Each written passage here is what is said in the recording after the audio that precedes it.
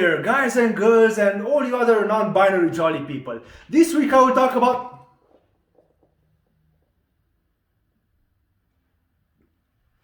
Why would you do that? Why would you do that? Come here. Why would you do that? I'm here trying to make a show and you're being nasty. Why would you do that? Don't run away. You're a jerk. You're a jerk. That's what you are. That's it. You're a jerk. You motherfucker, you. I'm here making a show, you motherfucker. I don't ever want to see you again. Ever. I don't want to see you again. Or you. If I ever see any of you again, that's it. You're gone. That's it. I put food on people's plates. Pay for their fucking college education. That's what I fucking sleep with. The future of this fucking industry. That's it. Get the fuck out of here. You motherfucker, you.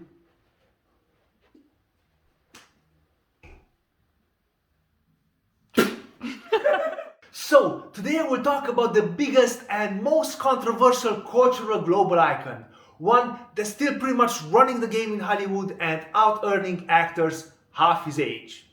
Ladies and gentlemen, I give you the intensely unforgettable Tom Cruise. I mean, this guy sings, he flies helicopters and planes, he drives cars, motorcycles and any other machinery made by man. He can do cocktails like no other and can hold his breath for 6 minutes. I mean, is there anything he can do? 345. It pisses me off. Damn Anyways, Tom Cruise. the thing he's really good at, well, movies. Say what you want about him, but who has worked with Tony Scott, Oliver Stone, Ron Howard, Rob Reiner, Martin Scorsese, Sidney Pollack, Stanley Kubrick, Steven Spielberg, Brian De Palma, Paul Thomas Anderson, and Michael Mann? I'll tell you, nobody. So let's start off this retrospect of his enormous career with Risky Business, where we have a zit-free pubertal Tom Cruise left home alone by his rich parents. So he celebrates this by strutting around in his underwear, doing a bit of couch jumping, which will come in handy later on in his career when he's invited to Oprah, but we'll get back to that. He also pisses off Guido, the killer pimp, and then has sexy time with a high-end prostitute on his father's leather chair and later on a train. Pretty much what happened to me when I was his age. Except for I wasn't rich, I had lots of zits, and the first time my condom broke. But you can see the resemblance, can't you? Anyway, next we'll be looking at Top Gun, where a 24-year-old Tom is catapulted via a Tomcat into the sky and movie stardom. There he plays a maverick fighter pilot who pisses off everybody. The Russians, his commanders, his teammates, and the teacher he has sex with. But he also saves the day and does some really cool flying. So as far as he's concerned, they can all go fuck themselves. Well, maybe not her, he's going to do that himself. Anyways, Top Gun is an awesome action movie full of cool flying scenes, great music and mere machismo. And 36 years later, he came back to do a sequel which pretty much resurrected the cinema experience. Bam! In Cocktail, Tom encapsulates a flair barman poet full of ambition and skills, at least when it comes to his dazzling drinks.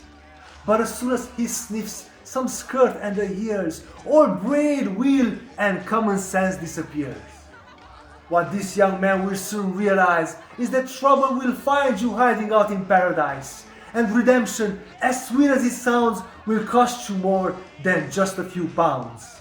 But turmoil fades and love leaves us at all, and that, my friends, is Marcel's law. In Far and Away, Tom plays a young, dumb Irish lad who set out to kill his father's enemy. This Whiskey for everyone. But we'll soon find out that this is going to be a very difficult murder, especially when his gun blows up in his face. So he extracts revenge by running away with his daughter to America. And she turns out to be such a catch. I mean, just look at how good she is at doing the laundry. But this is America, land of the free and land of opportunity. So he becomes a bare knuckle fighter and she becomes a cabaret dancer, and they both live happily ever after. Nope, he gets his ass whooped and she gets the Weinstein treatment. And they lose everything. But at least they find love. Aww.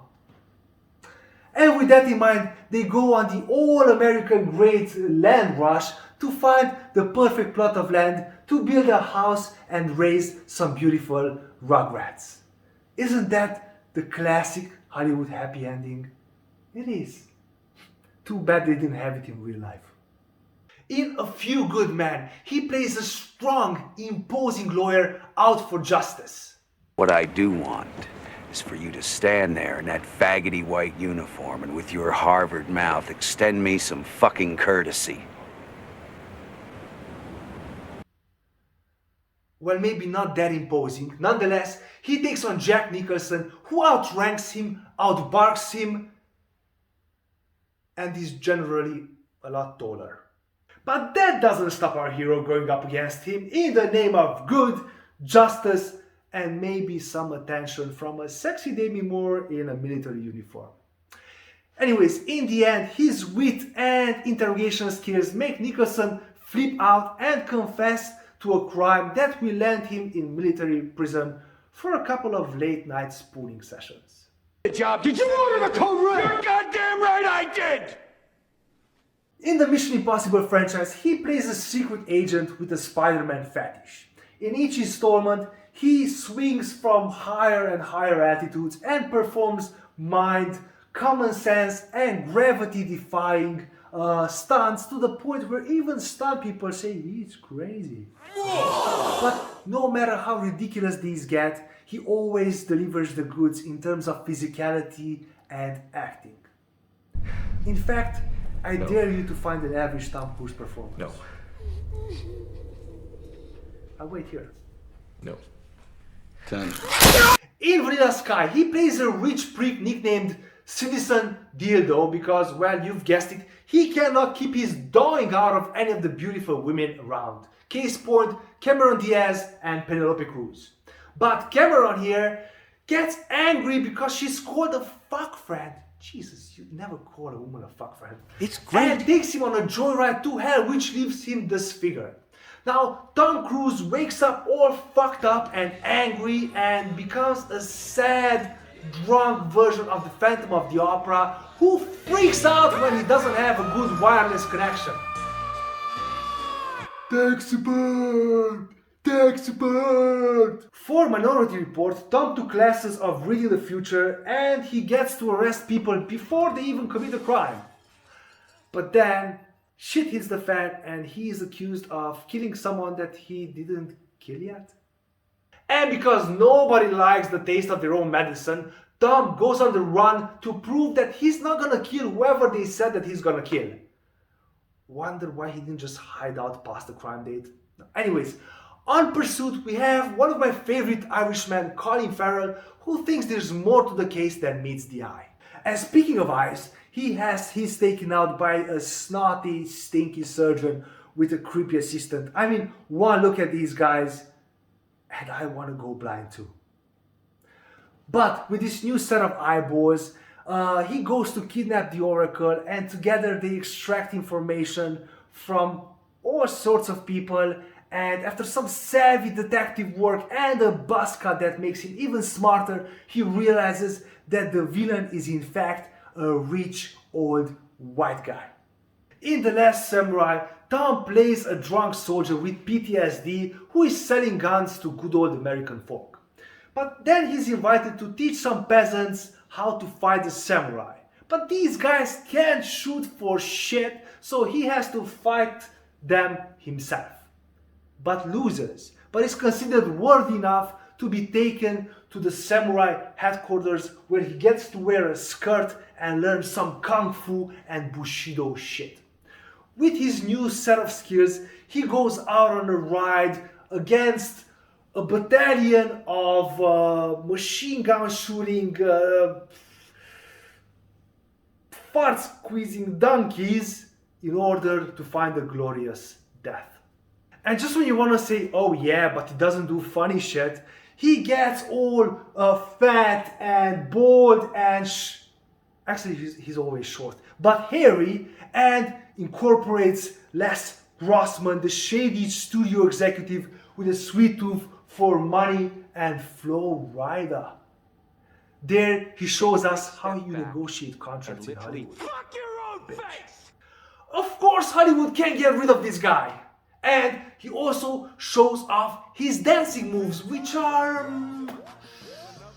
you know what? I'll let you make up your mind about those. A man this brilliant must have a couple of screws loose, and we've seen traces of this on Oprah, where he went berserk on her couch. And then later, he single-handedly took on psychiatry, the pharmaceutical industry, and Brooke Shields. I'm not sure which one's more dangerous.